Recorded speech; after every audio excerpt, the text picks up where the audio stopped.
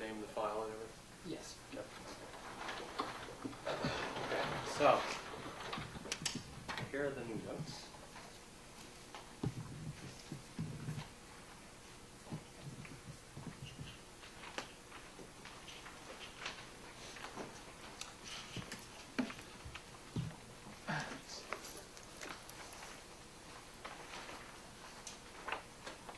Okay, so last time we started talking about the long exact sequence of homotopy groups.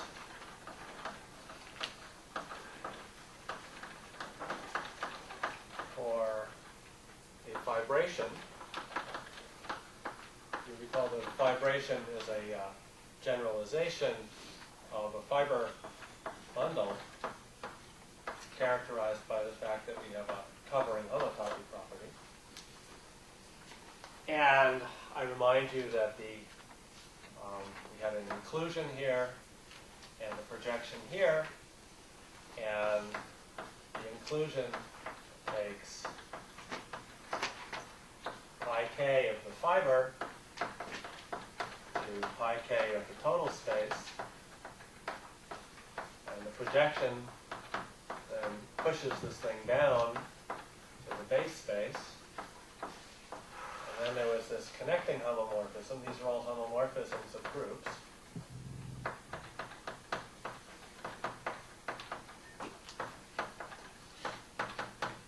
And so forth.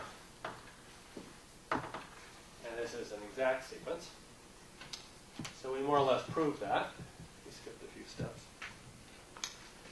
And we started to talk about one nice application of this. I'm going to talk about some more applications this lecture and the next lecture. And one nice application of this was when we look at the Hopf vibration. We apply this to the Hopf vibration.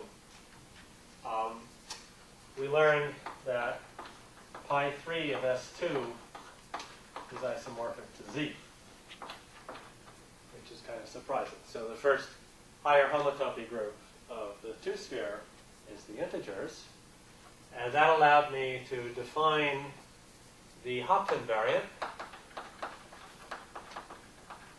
So if I have a map from the 3-sphere to the 2-sphere, then it induces a map on the homotopy groups. But these are both equal to Z. And the homomorphism from Z to Z is always given by taking an integer and multiplying it by some other integer. And we call that integer that we multiply by, in this homomorphism, we call that H of F. It's the Hopf invariant. And I gave you in a local form for the Hopf invariant. I said if omega represents a generator of H2 of S with integer coefficients so that it's normalized so that the integral over S2 of omega equals 1, then the pullback of omega is a closed two-form on S3, and therefore can be trivialized. Can be written as a globally, as the exterior derivative of a globally well-defined one form. And then the formula for the Hopf invariant is that H of F is theta d theta. And then you can check that while there are various choices here, there's a choice of theta. For example, I could have chosen instead theta prime equals theta plus d epsilon, where epsilon is globally well defined, and that won't modify this Hopf invariant. And you could also change the representative of the generator of H2, and that also won't change this number. So let's start today with a nice little physical application of this Hopf term, which was pointed out in an amusing paper of Frank Wilczek and Tony Z some years ago. And the idea is to look at the 2 plus 1 dimensional O3 sigma model,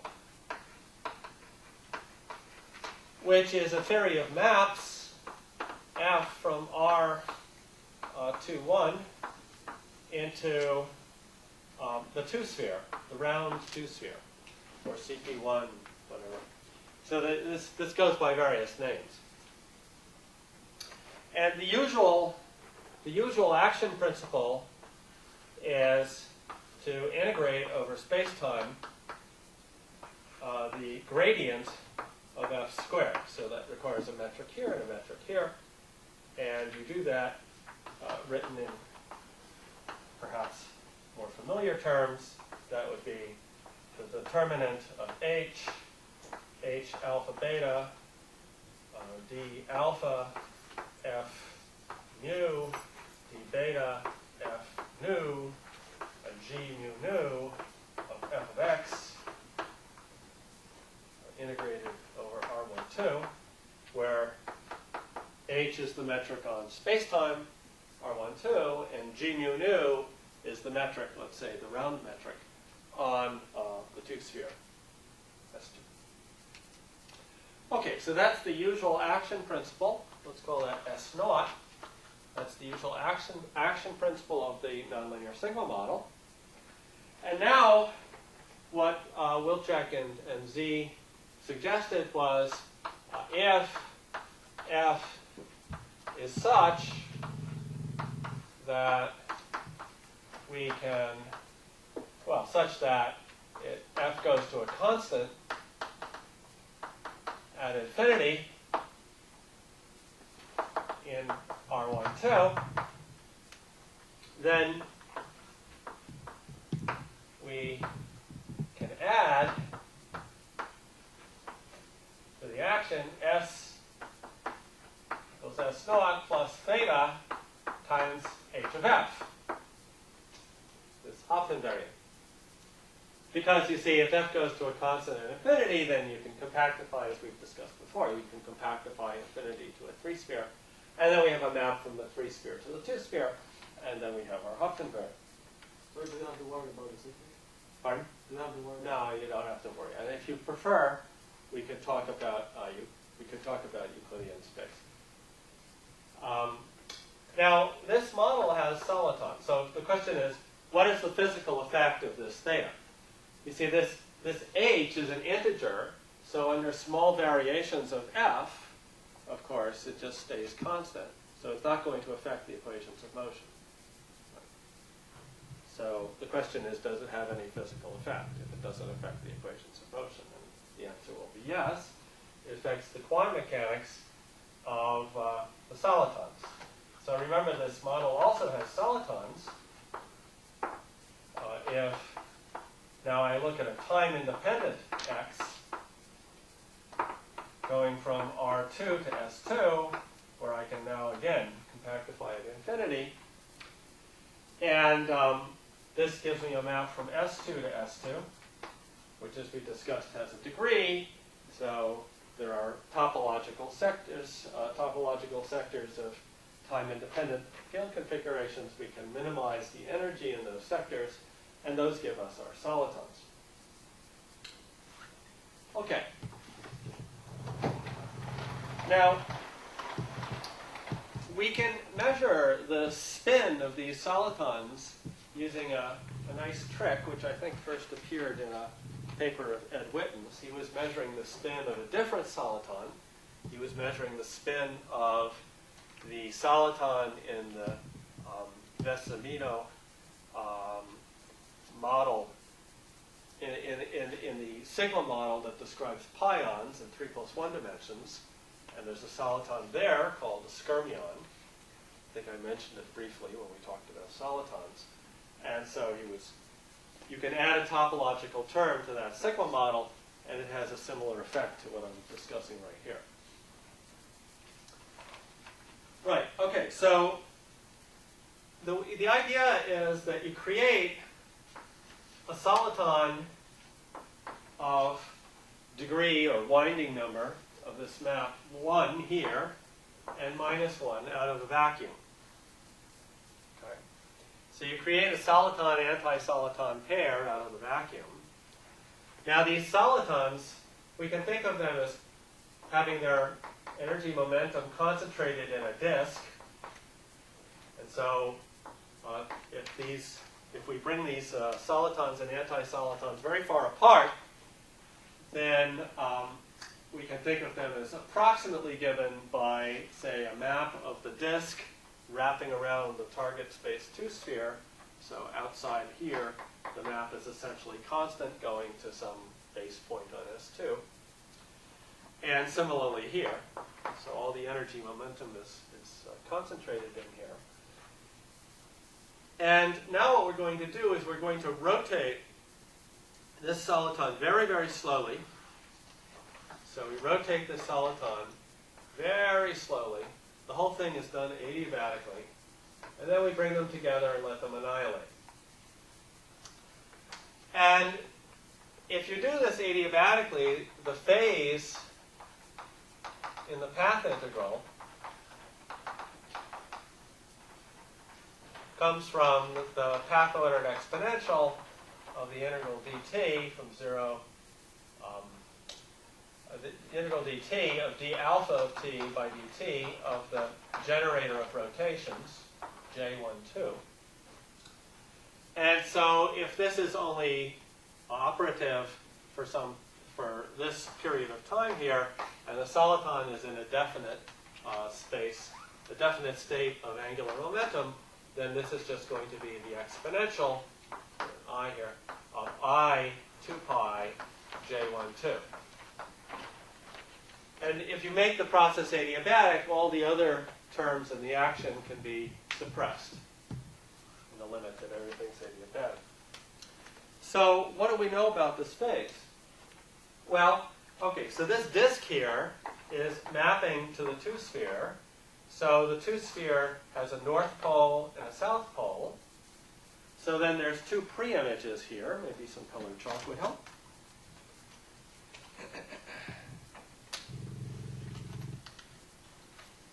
There are 2 pre-images here. Let's say the north pole is red and the south pole is blue. So there's going to be a blue point and a red point in this soliton. So here, I'll draw red here and blue here. Because it's, you see, degree +1, say this one is degree -1, so we'll have blue and red here. Just the orientation is going to be a little different. And the question is, what, and the pre-image of the whole history of the soliton-anti-soliton pair is going to have a pre-image of the north and south pole, which are going to be closed curves. And those closed curves are going to look like this. Like this. Okay. They're going to look like this. There's going to be a red here, a blue here. But now you see, when I rotate my soliton, I'm going to have a process like this, where I keep rotating, like so, and then we're going to re-annihilate. And so we have that. And so you see that this has linking number 1. And that implies that for this particular history of soliton-anti-soliton pairs, h of f equals 1, and that implies that the soliton has spin j equals theta over 2 pi. Now theta could have been any number between 0 and 2 pi. It's periodic. Physics is periodic in theta. But the soliton has this spin, and that seems rather surprising. But to have a fractional spin like that seems a little surprising. But it's okay, because you see in 2 + 1 dimensions, the rotation group is a, well, what you really represent in quantum mechanics is the universal cover of the rotation group. And you see, the point is that in 3 dimensions, the rotation group is SO3, the universal cover is spin 2, and so you can have representations. Sorry, yes, I said spin 2, I meant spin 3, or SU2. And the representations of SU2, you know, are the integer and half-integer spin representations that you all learned in quantum mechanics. The representation, the irreducible representations are in 1-1 correspondent to the integers. Now here you represent the universal cover of SO2, and that's R, and that can have continuous representations. The representations are labeled by a continuous variable. And a similar argument shows that also the solitons are anyons. They have fractional statistics by a very similar manipulation here, which you can find in Wilczek and Z's paper. You create 2 solitons and you braid them and you reannihilate them. And again, from the Hopf invariant of the relevant process is 1. And so you see that the statistics upon the wave function, upon braiding these guys, picks up a phase e to the I theta. So they're anyons too. So therefore, this topological term has some rather dramatic effects on the physics of these solitons. Okay, so that's one comment about the Hopf invariant. Now, another more mathematical comment about the Hopf invariant is that h of f generalizes to maps f from the 2n minus 1 sphere to the n sphere. And it's the same story if you take an n form on the n sphere unit normalization. Then if you pull it back to f star omega, well, there's no cohomology of degree n in the 2n minus 1 sphere. So this has to be d theta, where theta is now an n minus 1 form, globally well defined. And therefore, you can consider the integral of theta d theta. So this is what degree? This is 2 times n minus 1, because theta is an n minus 1 form, plus 1, which is 2n minus 1, which is the right dimension. In order to integrate, that's the top degree. And this is h of f. And once again, it's independent of the choices. And once again, it's a linking number of n minus 1 manifolds. The fibers, you see, the fibers of this projection here are going to be typically n minus 1 dimensional manifolds, and they can link. 2 n minus 1 dimensional manifolds can link in 2 n minus 1 dimensions. And again, it's a linking number, just like the case of the Hopf invariant. Now, if these numbers are non-zero, then you have a curious situation. If h of f is non-zero, that implies that you must have pi 2n minus 1 of Sn not torsion. And in fact, there's a famous theorem of Serre, which we're not going to prove, that would take us too far afield. But for n odd, the homotopy groups of the n sphere are all torsion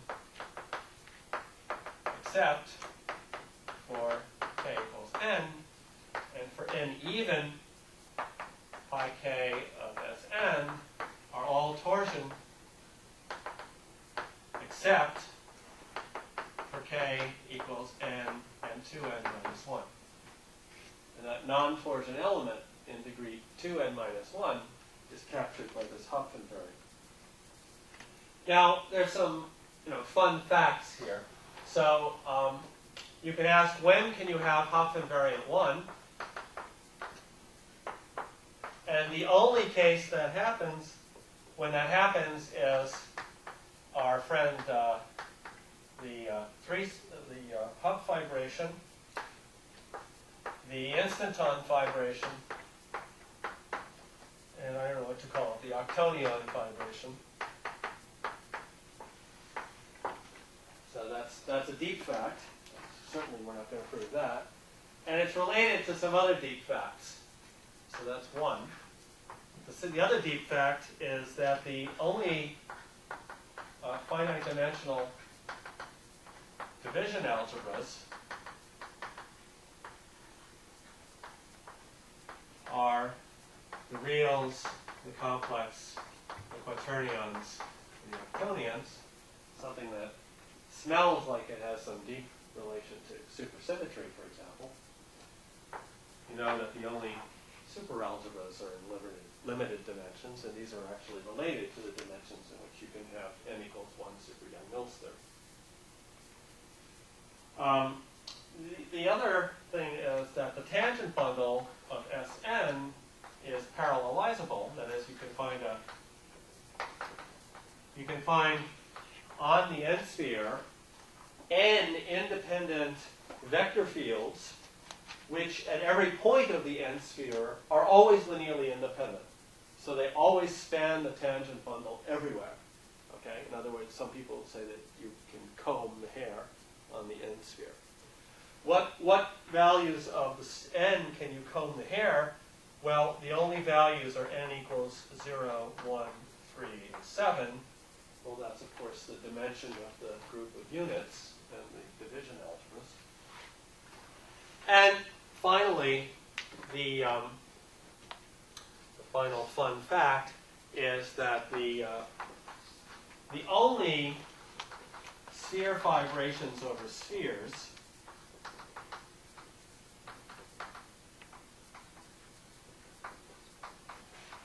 that is, we have a sphere of type SP over some other sphere of type SQ projecting to some sphere of type SR are the ones you know, the ones we've already seen associated with these. And of course, also we have S1 and S1, S1. All right. Now, that concludes my section on the Hub vibration. Now, I'd like to go back to this long exact sequence, and I'd like to practice with it a little bit. So let's just practice for a few minutes with another set of examples. And we can motivate those by thinking about, again, this case of S1 into S3 down to S2. So, you see, one of the interesting aspects of this is that the circle, of course, is not contractible space. Right? However, when it's embedded into the 3-sphere, it becomes contractible. Okay. So now let me observe that happens, that when that happens, suppose that iota star takes our fiber, like the circle, and takes it into E, and the fiber is contractible,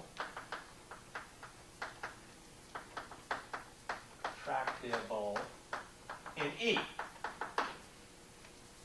What that says is that iota lower star is just the zero map. And if that's the case, then this infinite chain, this infinite long exact sequence, becomes an infinite set of short exact sequences, which look like this.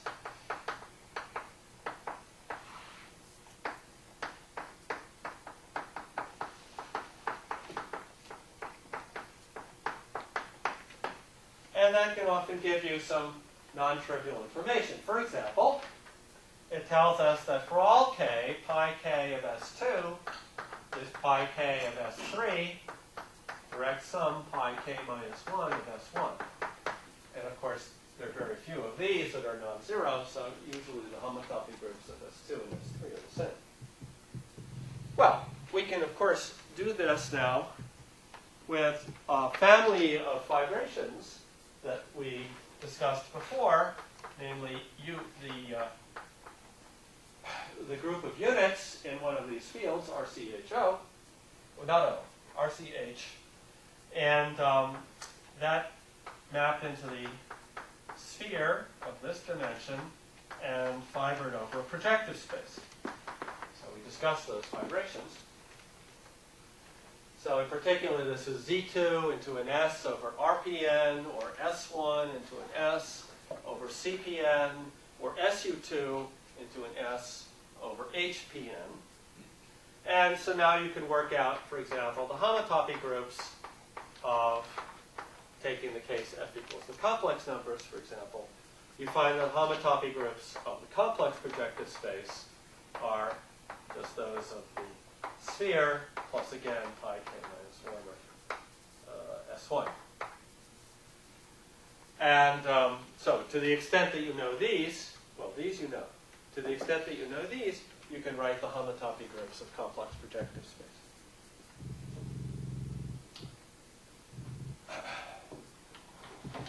Question. Yeah. I have a hard time visualizing the circle as being contractible in any circumstance. What should I do to convince myself? No. Think about a basketball, and think about wrapping a rubber band around the basketball, around the equator of the basketball.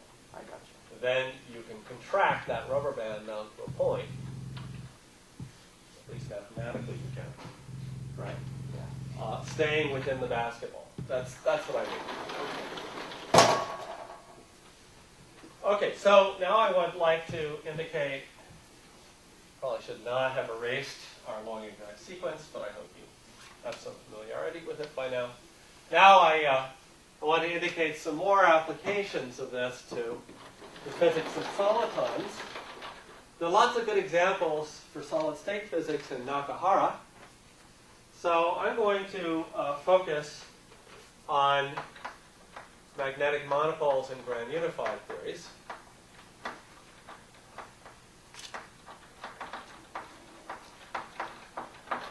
So let me remind you that if we have a 3 plus 1 dimensional, we discussed this briefly before, but we have a 3 plus 1 dimensional gauge theory with gauge group G, which is spontaneously broken by some Higgs field down to H, then we can have, we don't have to, but we can have situations where the moduli space of classical vacua is isomorphic to G mod H. Now, whether that's true or not depends on a lot of things, including the potential for the Higgs field. But let's suppose we're in that situation. Then what we saw was topological stability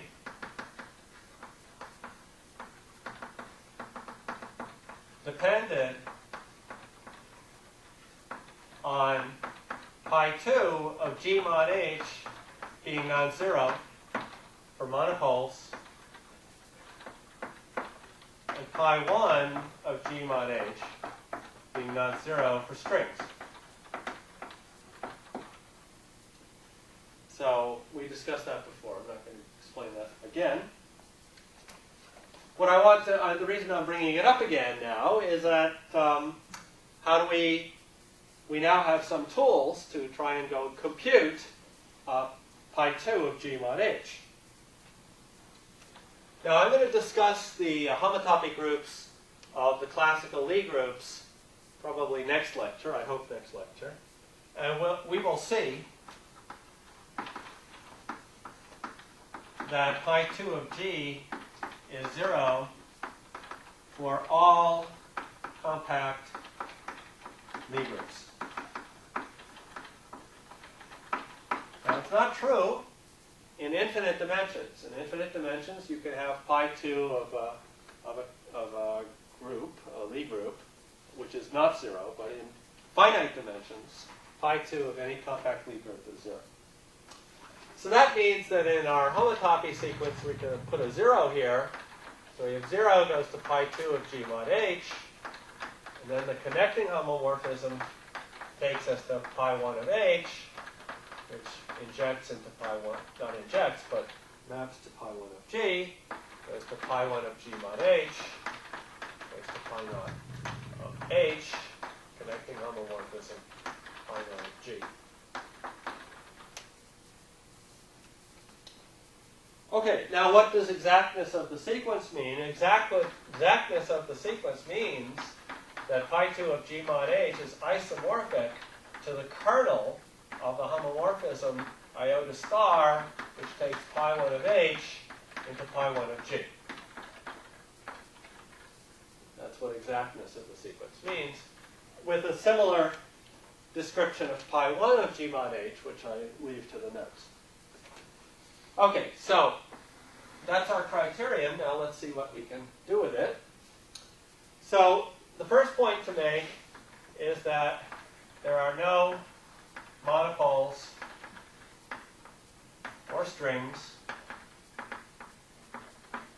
in the 3-2-1 standard model.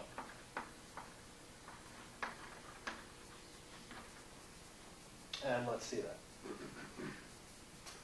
So the Lie algebra of the standard model is SU3, direct sum SU2, direct sum the reals. Often written U1, but as a Lie algebra, it's just the real numbers with 0 bracket. The simply connected covering group, which is guaranteed to us by Lie's theorem, is capital SU3 times capital SU2 times R, where I'm thinking of that R as the additive real numbers. Now, what are the representations of this group that we see in nature? Well, most of you are particle physicists, so I'm not going to explain this too much. So we have SU3, SU2, and R. And we have a doublet of quarks. Now the quarks are in the 3. They are a doublet of SU2, which I wrote explicitly here, and that's the 2. And then the hypercharge is minus a 6. The conjugate of quarks are in the 3 bar, singlet of SU2, and hypercharge 2/3. The conjugate d quarks are in the 3 bar, the 1 and the minus 1/3. The neutrino and electrons, these are all left-handed, so I should say these are left-handed spinners. Of course, then we have the conjugate representations for the right-handed spinners, but I don't need to write that. This is a 1, a 2, and a plus 1/2. And then we have E bar, which is the 1, and minus 1. And of course, these generations are repeated 3 times. Now, for the perturbative theory, it suffices to specify the universal cover. So if all you plan to do is Feynman diagrams, which are expanding around the trivial vacuum, okay, then and you're in a topologically trivial space, then all you need to know about the standard model is the Lie algebra. And indeed, that's all the information you usually get. However, if you were to worry about putting the standard model on topologically non-trivial spaces, then you would have to worry about the structure, the global form of the structure group. And we have the option to quotient by a rank 1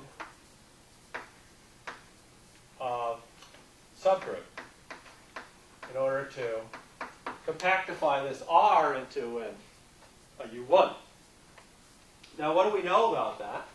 Well, any element that we quotient by has to be in the center. So the center, elements of the center, general elements of the center look like this, where A and B are integers, omega 3 and omega 2 are representing the elements of the center of SU3 and SU2. Remember that the center of SU3 is isomorphic to Z3, and the center of SU2 is isomorphic to Z2, and C is just a real number.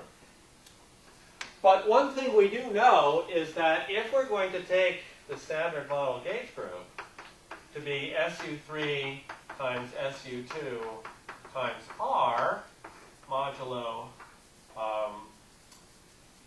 well, if we have G, we certainly will have all of the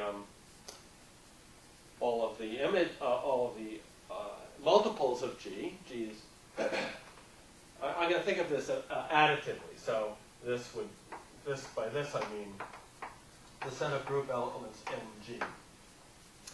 It's a little funny. I'm sort of mixing a multiplicative and an additive notation, but I hope you follow what I'm doing.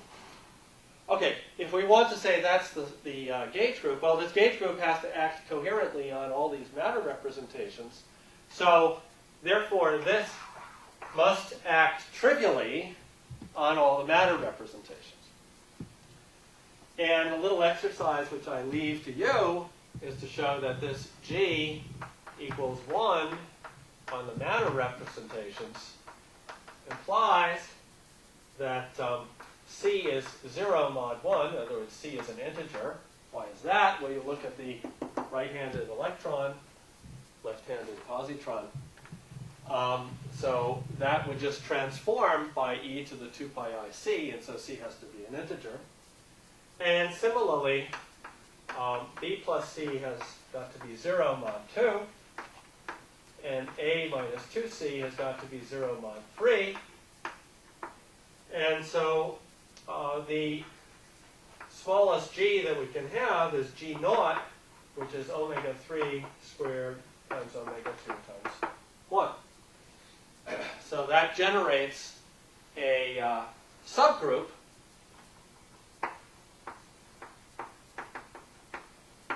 of the universal cover, which we could quotient by if we so wish.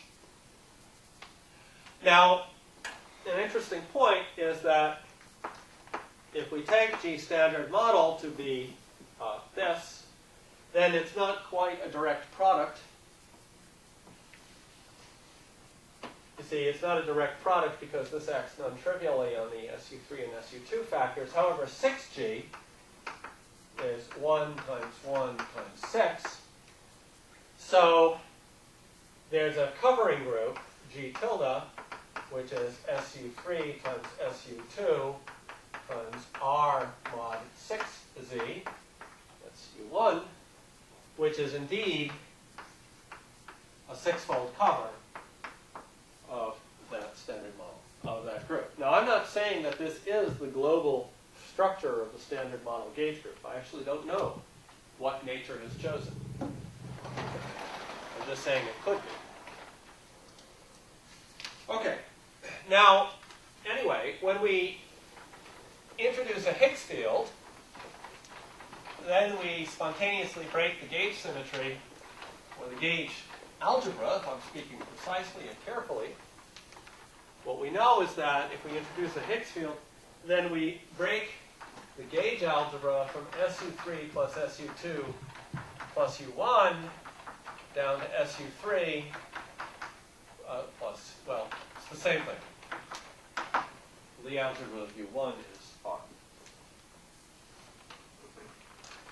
Okay, now our Higgs field, phi, is in the 1, it's a doublet, and it's got hypercharge plus 1/2.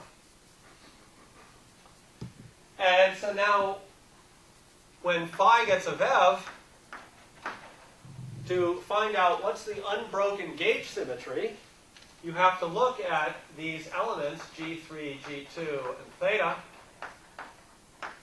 dot phi, which preserve phi. Where I'm denoting an element of this group by G3, G2, theta. Okay, so how does that act? Well, phi is a doublet, so we just write G2 here. And it has hypercharge a half, so we write e to the I pi theta here. And so we have this condition. And without loss of generality, we can take phi to be v times 1, 0. And so the unbroken subgroup has a universal cover, which is G3 arbitrary e to the minus I pi theta sigma 3 theta. And so this is equal to SU3 times R. And moreover, this G naught is in the isotropy group in the universal cover. So H standard model is this H tilde mod G naught. Okay, so now we're ready to go. Okay, so the question is, our target space, we have G standard model mod H standard model. Now we want to know what this is. The kernel of iota star of pi 1 of H standard model into pi 1 of G standard model. Okay, now again, by the exact sequence, we can see that pi 1 of H standard model is Z, pi 1 of G standard model is Z. And so any homomorphism from Z to Z, as I've said before, has to be of the form n goes to n times n naught. And there are two possibilities. If n naught is 0, then it's the 0 homomorphism, and the kernel is the whole thing, and then we would get a Z here. And if n naught is not 0, then it's an isomorphism, and the kernel is 0, and then pi 2 of G mod H is 0. On the other hand, we can see very well that if we think a little bit about the connecting homomorphism, we can see very well that the generator of pi 1 of H standard model is a loop which, when lifted to the universal cover here, is multiplication by G naught. We're going to discuss that in much more detail in a moment when I talk about covering spaces. And that same G naught generates this pi 1, so we know that n naught is in fact 1. So the kernel is equal to 0. And so pi 2 of G standard model mod H standard model is 0. Okay, no monopoles. And you see I've been extremely careful about the global structure of these gauge groups.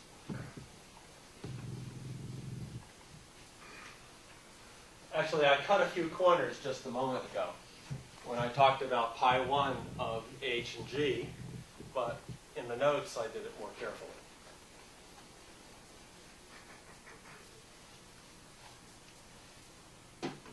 All right. And similarly, you can check that there are no strings. Also, pi 1 of G standard model H standard.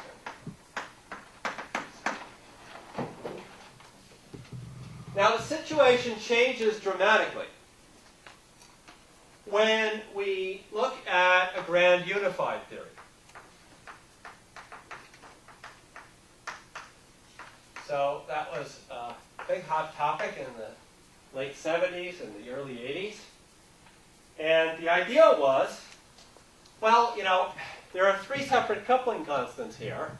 Wouldn't it be nice, and continue the process of unification that we've seen in physics over the past few hundred years, wouldn't it be nice if there were a single, simple gauge group with one structure constant, which somehow spontaneously broke down to 3, 2, 1? And the simplest example of that is the Georgi-Glashow SU5 model. where we embed the Lie algebra, SU3 plus SU2 plus U1 into SU5 in the obvious way. So little SU5 are 5 by 5 anti-Hermitian matrices. And so if we block diagonalize like that, we can embed SU3 plus SU2 in it, and then U1 is the centralizer in SU5. In fact, I'll choose a very definite generator of that U1. So that'll be I times 1/3, 1/3, 1/3, minus 1/2, minus 1/2. So that generates this one-dimensional abelian Lie algebra. Any questions? All right. Now, very beautifully, the quark and lepton representations, which I've written here, fit together into representations of SU5. By which I mean the following. So let's take the 5 complex conjugate of SU5. Under this embedding, we can pull it back to get a representation of SU3 plus SU2 plus U1. And the representation that we get under that pullback is this one. So then we go back over here and we ask ourselves, did we see such a representation? And remember that the right-handed, I wrote the left-handed spinors, the right-handed spinors of the complex conjugate. And the answer is yes, we did see such a representation.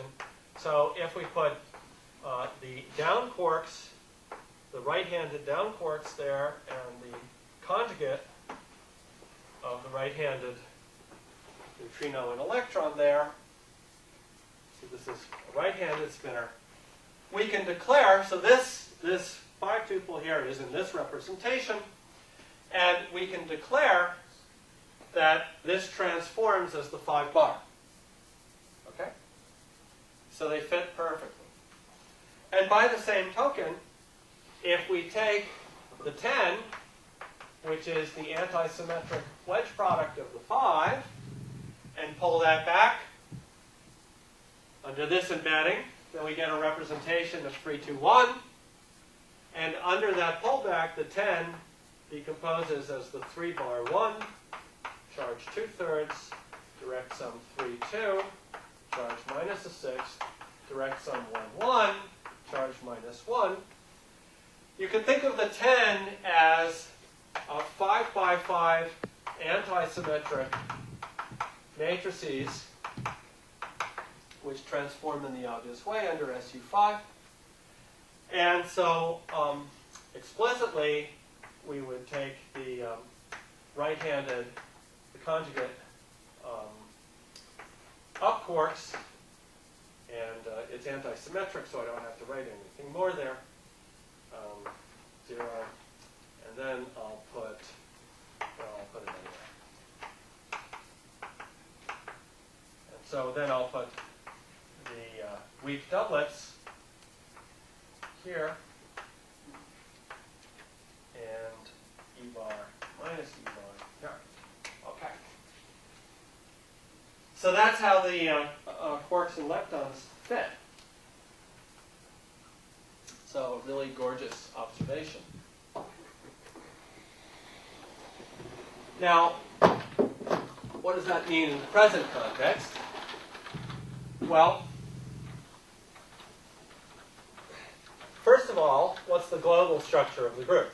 We need to know that before we can start calculating homotopy groups and things. Well, because there's a 5, you see, the center acts non-trivially. And so we can't quotient by any subgroup of the center. Okay, you might have asked, could we have taken the gauge group to be SU5 mod Z5? The answer is no, because that Z5 would have to act trivially on these representations of matter, and it does not.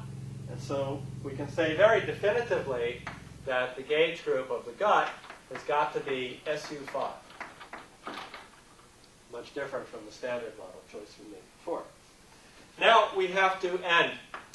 We will see later that pi 1 of SUN is always trivial. Now we have to break down the SU5 to the standard model using some Higgs field, and a standard choice is to take phi in the 24. The 24 is that's the adjoint representation of SU5, which is 5 by 5 anti-Hermitian, traceless anti-Hermitian matrices. And by choosing a suitable potential, you can minimize it. You can arrange that its minimum will look like this up to conjugation, B, where 3a plus 2b is 0, and a is not equal to b is not equal to 0. So that breaks the symmetry down. In fact, what it breaks it down to is H equals SU3 times SU2 times U1 divided by Z6.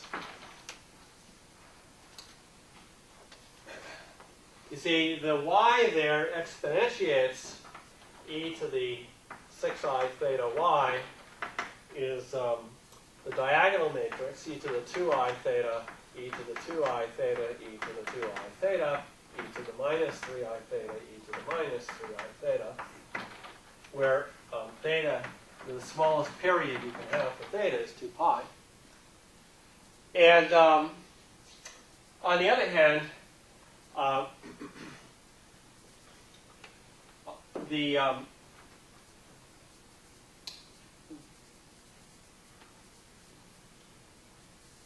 yes, how to say this?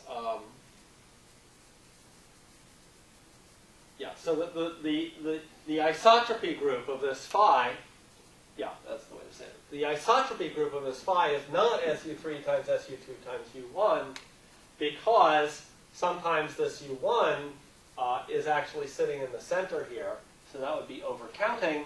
So the correct isotropy group is this H, which was what I was calling G standard model before. So if you like, that's one argument in favor of that particular global form of the standard model group. Okay, now things are rather more interesting because we have pi 2 with 0 goes to pi 2 of G mod H, goes to pi 1 of H, goes to pi 1 of G, but pi 1 of G is 0, G is SU5. H, as we saw, was Z, and therefore pi 2 of G mod H is Z, and that implies there are magnetic monopoles.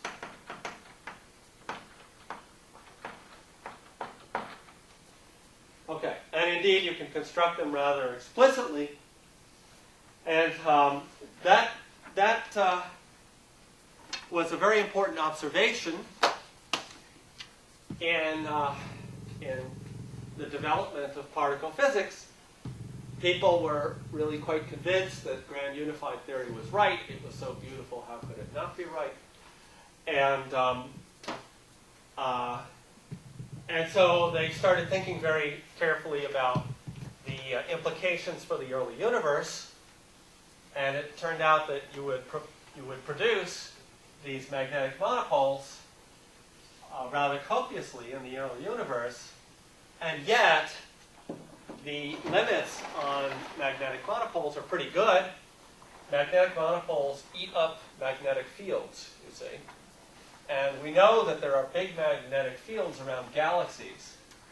And therefore, there can't be too many magnetic monopoles in the universe. That was a real problem. And that was one of the crises that led to the discovery, the invention, I'm not sure what to call it, of the theory of inflation. The idea being that in the inflating universe, you inflate away all those magnetic monopoles early in the history of the universe, and so if there is one in our observable domain, there's only one. And so we're probably not going to find it. Okay, so much for the application to guts and so now we're going to go back to mathematics, and I'm going to talk about principal bundles with a discrete group.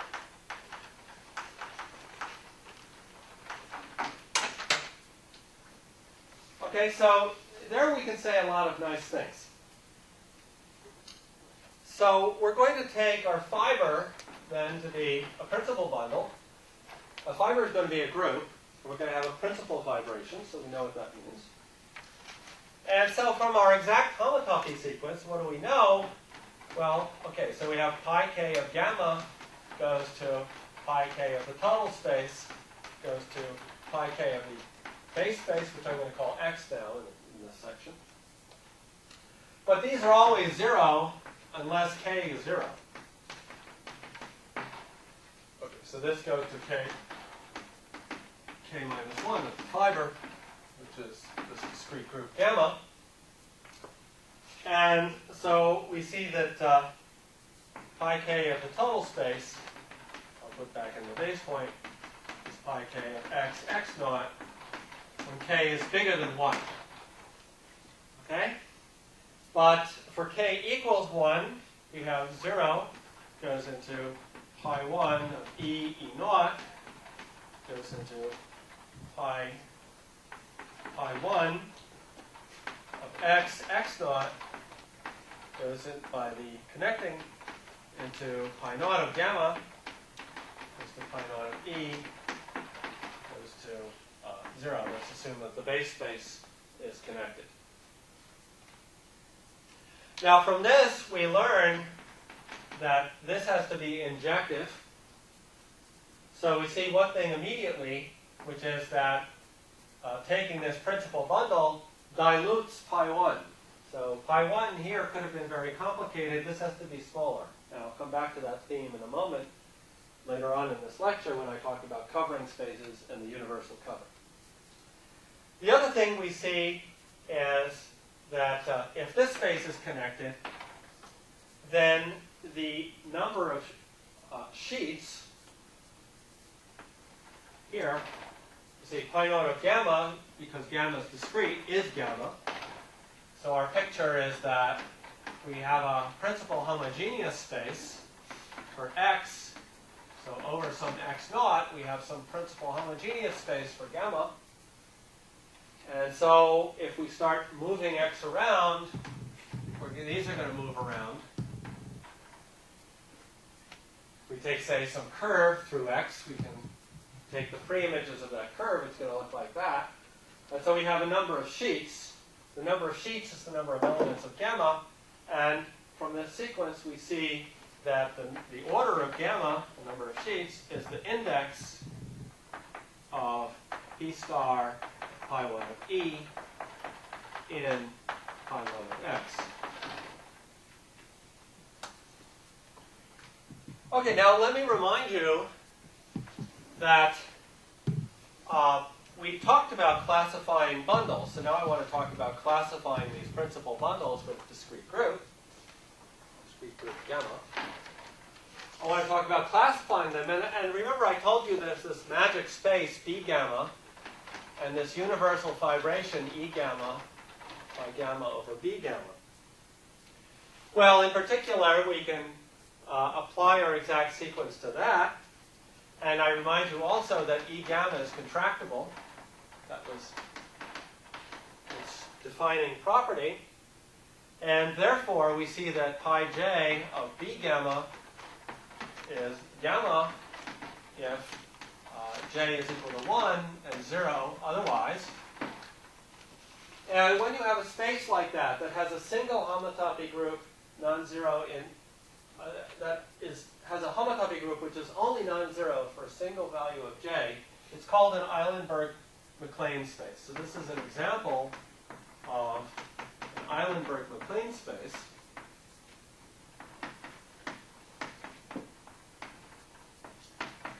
And it's denoted a K gamma 1. So by the general theory, we would classify these by homotopy classes of X into K gamma 1. Now you can indeed proceed to develop the theorem that I want to develop from that point of view, but I'm going to take a shortcut. I'm only mentioning this because I want to motivate one thing. This K gamma only has homotopy in pi 1. So we can expect that the only interesting obstruction here, or the only interesting source of non-trivial homotopy classes of X into K gamma 1 is coming from pi 1. And indeed that's the case. So, let's describe that. So, that's related to the phenomenon of monodrome. So let's remember the connecting homomorphism. So the connecting homomorphism takes us from pi 1 of the base to pi naught of the fiber, which is a copy of gamma itself. Now remember how the connecting homomorphism is supposed to go. We take our integral here, which is mapping into x, some base point x naught here, and we choose a lift of this initial time.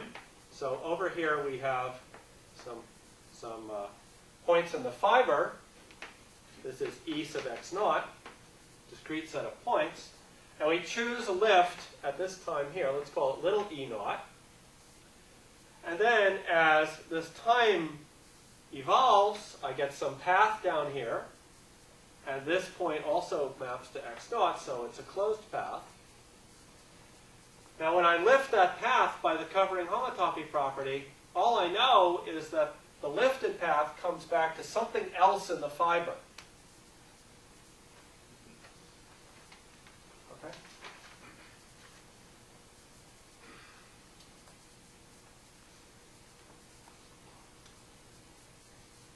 Yeah, in fact, before I got a little bit out of order, sorry.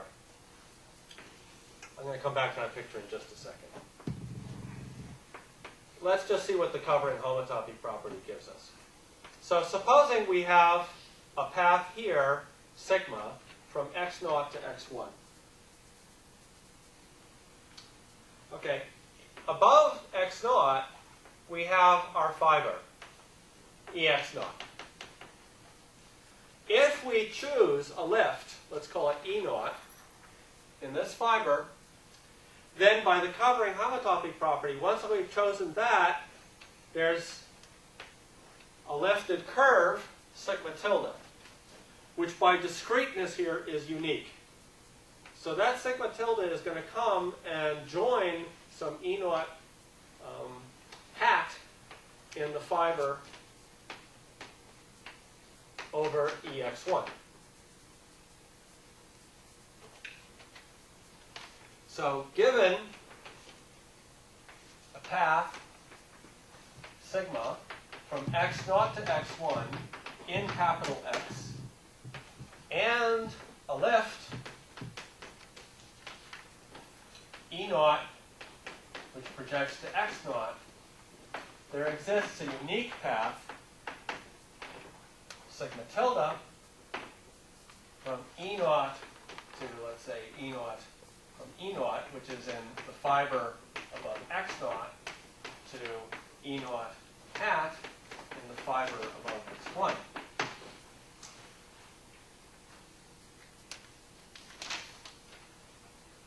So we got this lifting of paths.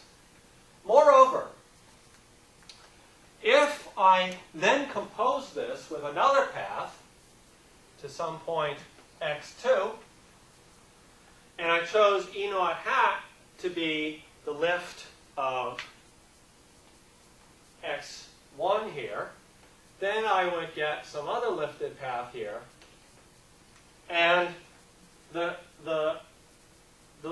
paths would compose nicely. So in other words, if I chose this path now from x0 to x2, the lifted path, the unique lifted path, would be indeed the concatenation of the white path and the blue path. Now when I have a situation like that, where I have a coherent system of lifting paths,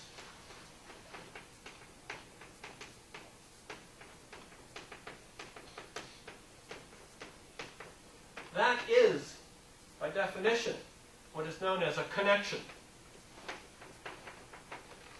on the principal bundle.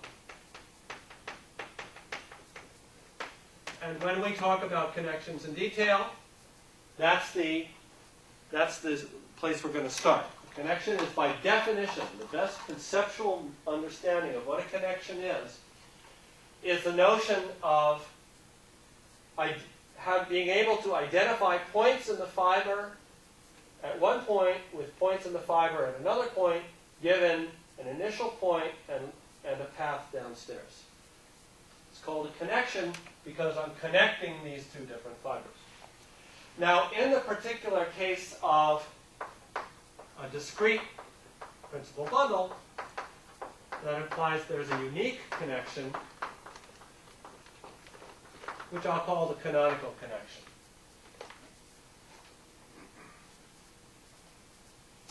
Moreover,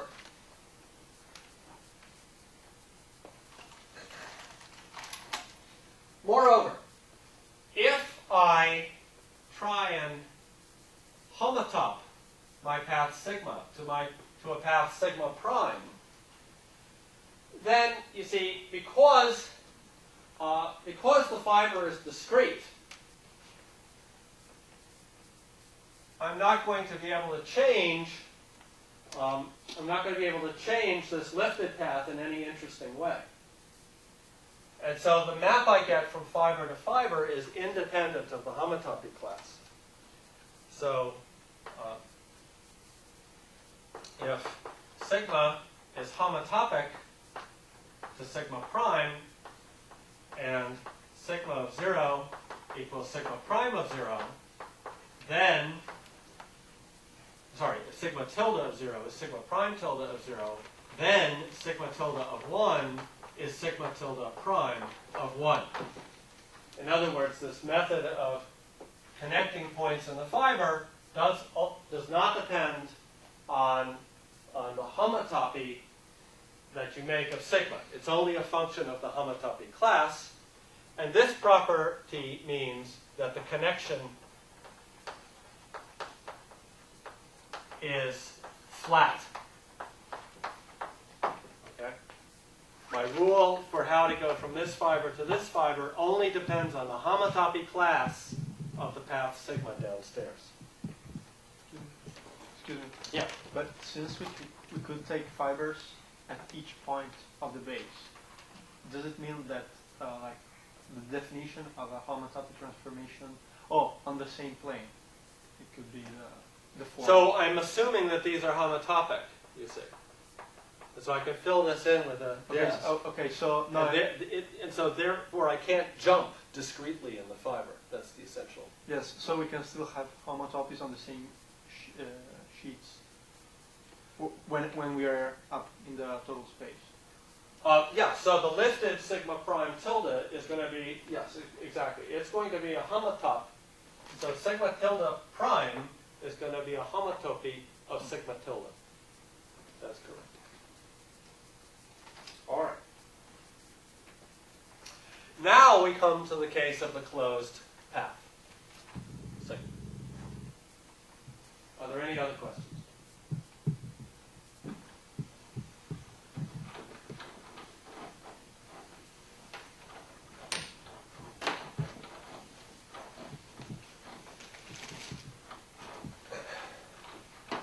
So, if sigma of t is a closed path from x0 to x0, then if I choose my initial lift to be E0, sigma tilde of 1 is in the fiber above x0, but there's nothing that says that it has to be the same point. it's not necessarily the same point. That is the phenomenon of monodromy. Now, because we have a principal bundle, remember that there's a free right gamma action, and E sub x naught is a principal homogeneous space.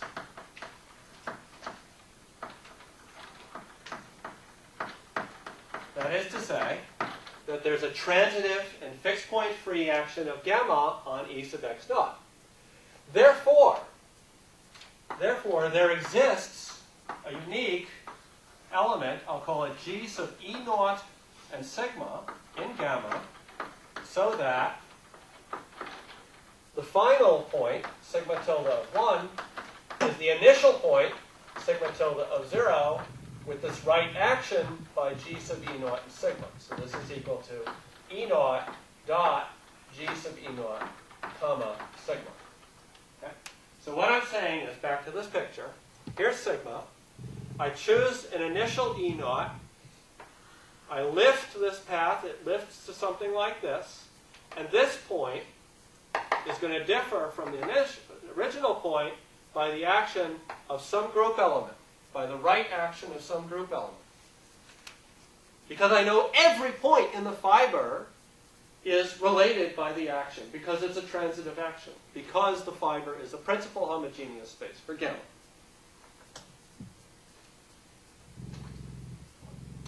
Okay, now, this element, G sub E naught sigma, does depend on E naught. And let's see why. Okay. Supposing you didn't like the lift I chose. I need a good picture here. Let me redraw this picture. Okay, so here we have x naught. Over x naught, we have the fiber, E sub x naught. And I chose originally some E naught. I had some closed path, perhaps homotopically non-trivial. Maybe it's wrapping around some holes. I started here, and then I lifted. This is my sigma tilde of t. I lifted, and I got up here E naught dot G sub E naught sigma. Now, let's say you didn't like my lift, okay? You chose instead E naught prime. Okay? Now, okay, you're free to do that. Okay, so now you're going to have a different lifted curve. It's going to be sigma tilde prime. It's still lifting the same curve sigma down here. I probably should have used a different color. Sigma t down here. Sigma tilde prime is still going to cover this curve down here, but it's going to end up somewhere else. It's going to start somewhere else, and it's going to end up somewhere else. Now, how do we relate the blue curve to the pink curve? Okay? Well, again, we have this fiber is a principal homogeneous space for gamma. So E naught prime is going to equal to E naught times G naught for some G naught. Okay? So now, somebody tell me, with this data of G naught, there's a good choice. You can tell me what this lifted curve sigma tilde prime is. So what is sigma tilde prime in terms of sigma tilde and G naught?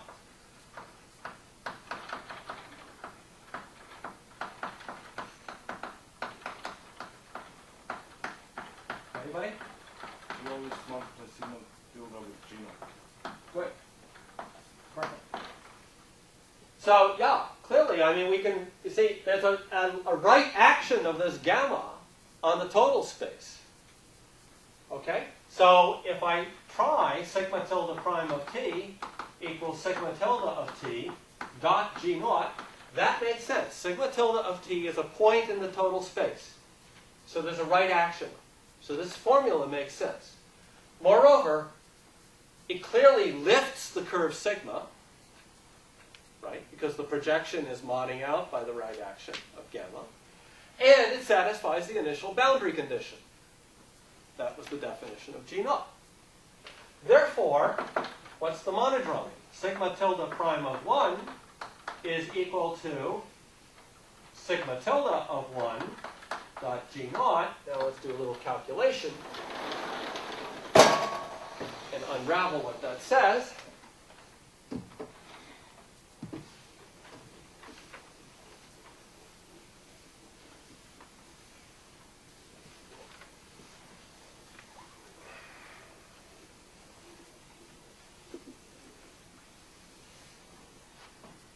Let's unravel what that says. So that says that E naught prime maps to sigma tilde prime of 1, which is sigma tilde of 1 dot G naught. Now sigma tilde of 1 was the monodromy acting on E naught, so that's G sub E naught comma sigma dot G naught. But now I have a right action, so I'm free to put in E naught dot G naught inverse dot G sub E naught sigma dot G naught, which is equal to E naught prime dot G naught inverse G sub E naught sigma G naught.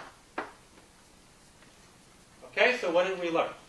We learned that G sub E naught dot G naught comma sigma is equal to G naught inverse G sub E naught sigma G naught.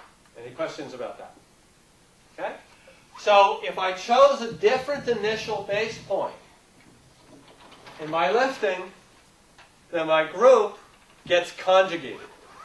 Okay? The conjugacy class of the monodromy is unchanged, but the monodromy itself is conjugated. Moreover, now let's consider concatenating curves as we do when we define the fundamental group. So supposing this is sigma 1, and now I concatenate it with, this is sitting inside our space X, I concatenate it with sigma 2, which maybe is also topologically non-trivial. Okay, and I concatenate these curves, I run them twice as fast. That's the way I define the product in the homotopy, first homotopy group. And so what am I going to get? Well, G of E naught, let's suppose I start with E naught, and I concatenate these curves. Well, because of the coherence of the paths that I mentioned before, one of the characterizing properties of a connection, this is E naught dot G of E naught sigma 1. Okay, that was the endpoint of sigma 1. And then I start with that new endpoint, so that's G sub E naught dot G of E naught comma sigma 1 comma sigma 2. Okay, so this is an element that I start with after lifting sigma 1. And then from that point, I lift sigma 2. Okay, now we use this property here. And so you see that's E naught, G sub E naught comma sigma 1. Now what did we just derive? We showed that this is G sub E naught sigma 1 inverse, G sub E naught sigma 2, G sub E naught sigma 1. Okay, these cancel. Oh, that's E naught dot dot. So there's a misprint in the notes. It should have said in equation 7.7, it should say E naught dot dot. I just missed this factor here. Okay, and now I conclude that G sub E naught comma sigma, and that's a sigma 2, please, which is correct in the notes. Sigma 2 sigma 1 is G sub E naught sigma 2 times G sub E naught sigma 1. What have I got? What I found is that the monodromy is defining a homomorphism from pi 1 into the group.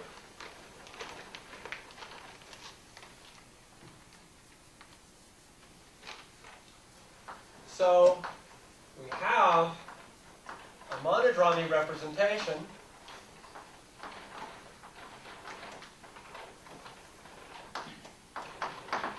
from pi 1 of x based on x naught into the group gamma. And that's a homomorphism.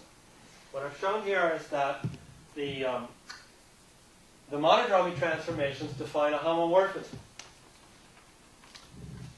Now, turns out that every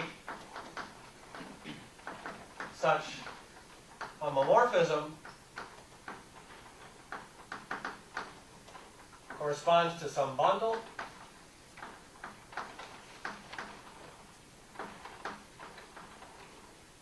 However, equivalent bundles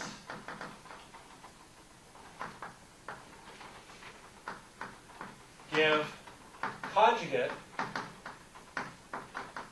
homomorphisms. Well, you can understand that very well, right? If we made a change of our trivialization, let me make a comment about that. What is this choice of base point in the fiber? You see, if I just take this fiber here, I only have a principal homogeneous space for gamma. But once I've chosen a base point like E naught, then I can identify the fiber with the group gamma. I can say, this point corresponds to gamma equals 1. And all the other points I know how to assign them to a unique point, a unique group element gamma. So choosing this base point is trivializing the fiber. The fiber doesn't come with any particular choice of base point, but once you've made a choice, you've trivialized the fiber. You've trivialized the bundle there. Okay. Now, from this calculation, you see, if I change the trivialization, changing E naught to E naught prime in my trivialization, then I conjugate the monodromy transformation. So I can only expect, if I'm trying to talk about something intrinsic to the bundle, I can only expect to tell you what the homomorphism is up to conjugation. So finally, the theorem that I've been leading up to is that the principal gamma bundles on X are in 1-1 correspondence with the group homomorphisms from pi 1 of x naught into gamma modulo conjugation.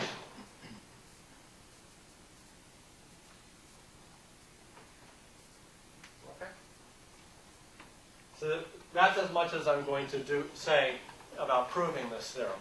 So clearly I've left out a couple of steps. But that's a very, very beautiful theorem. Let me just give you some examples of that. So, example 1. Let's consider Z2 bundles over RPN. Okay, so from our exact sequence, we can see very easily that RPN has a fundamental group which is Z2. Okay? And now we're looking at homomorphisms of Z2 into Z2 modulo conjugation. There are exactly 2 homomorphisms of Z2 to Z2. Let's call, let's let Z2 be, let's think of it multiplicatively as 1 and non-trivial element, which I often call sigma, not to be confused with sigma, which is a path. So sigma squared equals 1. Well, one homomorphism takes 1 to 1 and sigma to 1. It's the trivial homomorphism. Now, that's the monodromy transformation, right? So what it says is there's no monodromy. Remember, sigma here, well, sigma does correspond to a path. What path is it? It's the path where you take the antipodal points, you connect them in the sphere, and then you project down to RP2 to get a closed curve. So you could ask about what's the monodromy around that point. Well, if the monodromy is trivial, then the principal Z2 bundle is just RP2 times Z2, the trivial bundle. See, on RP2 times Z2, there's obviously no monodromy. Right? There couldn't be. It's two connected spaces. If I try and lift a path, it's going to stay in the same place.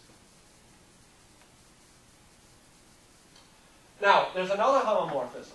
Phi, well, every homomorphism takes 1 to 1. But maybe phi takes sigma to sigma. That's interesting. Okay. That bundle corresponds to the principal bundle that we've seen before, Sn, covering Rpn by the antipodal map. What happens when I lift a closed curve, as I've been describing? Well, if I take some closed curve x of t, I start with x of 0, and then I lift it, and I get to minus x of 0. That monodromy transformation, that's the Z2 monodromy transformation, corresponding to this homomorphism. Let's do another example.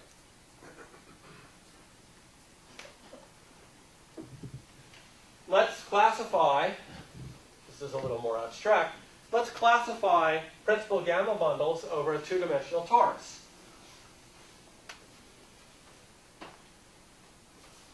So, for any gamma, principal gamma bundles over T2, which is S1 times S1. Well, the first thing to say is, what is pi 1 of S1 times S1? Well, it's Z plus Z, right? We have our torus here. We can choose a base point, and we can take an A cycle. Well, usually that's called a B cycle. And we can take another curve like that and call that the A cycle.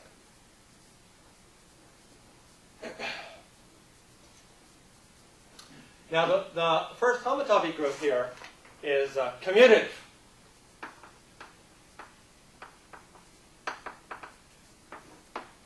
Okay, so now we have to look at homomorphisms phi into gamma.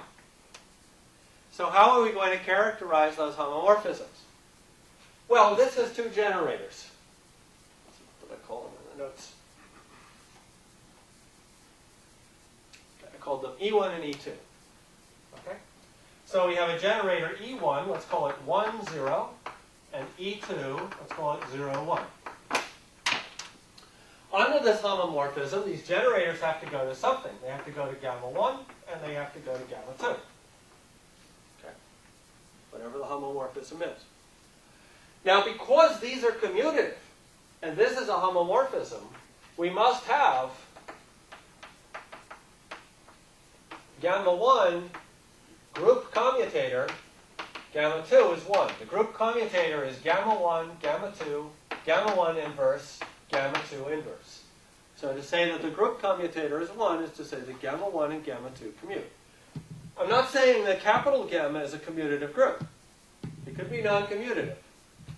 But the images of these two closed curves, in other words, the monodromy around these two closed curves, must be commutative elements of the group.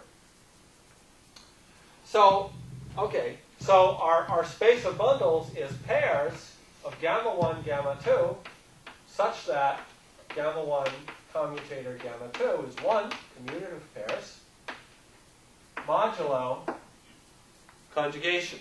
You still have to conjugate, because in general the group is non-commutative.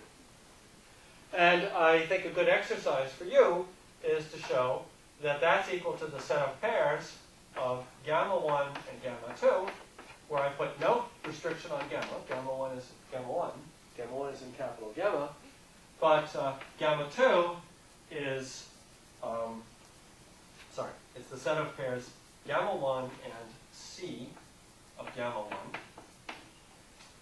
where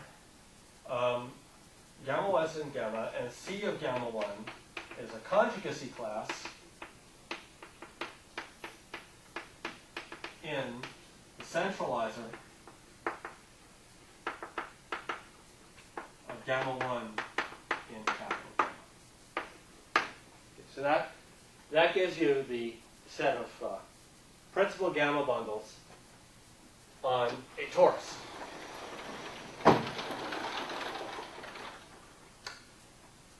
Okay.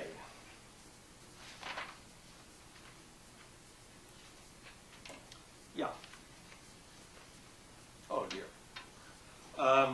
Real quick.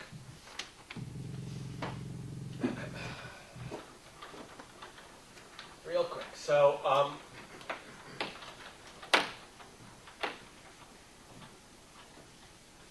now, this simplifies in a nice way. This statement here simplifies in a nice way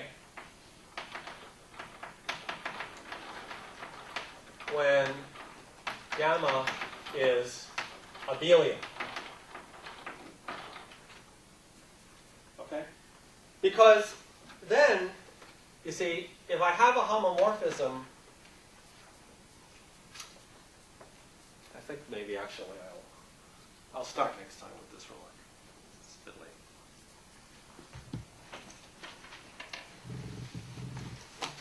So next time we'll start with this, talk a little bit about Riemann surfaces and branched covers, and I hope get on to gauge groups when gamma is gauge theories when gamma is discrete.